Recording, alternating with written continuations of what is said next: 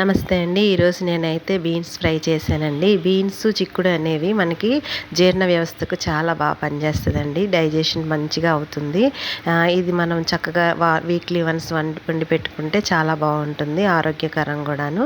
అయితే నేను ఈరోజు బీన్స్ని ఎలా ఫ్రై చేశానో చూపిస్తాను. బీన్స్ని ఫస్ట్ చిన్న చిన్న ముక్కలుగా కట్ చేసుకొని కడిగి పక్కన పెట్టుకోవాలండి. అందులోనే కొద్దిగా పసుపు, ఉప్పు వేసుకొని కొద్దిగా నీళ్ళు వేసుకోవాలి. ఎందుకంటే ఎక్కువ నీళ్ళు వేసుకుంటే అది మళ్ళీ నీరు వంపేయాల్సి వస్తుంది. మళ్ళీ అందులో ఉన్న పోషక విలువలన్నీ పోతాయి కాబట్టి మనం కొద్దిగా వాటర్ వేసుకొని ఉడకబెట్టుకోవాలి.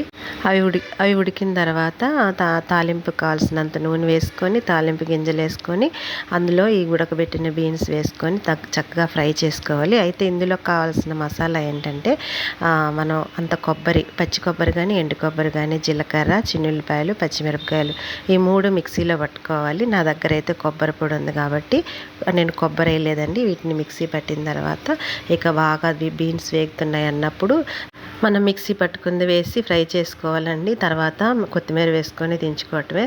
మనం పప్పుచారులోకి కానీ, చారులోకి కానీ వేసుకొని పక్కన డిష్ కింద కూడా నించుకోవచ్చు.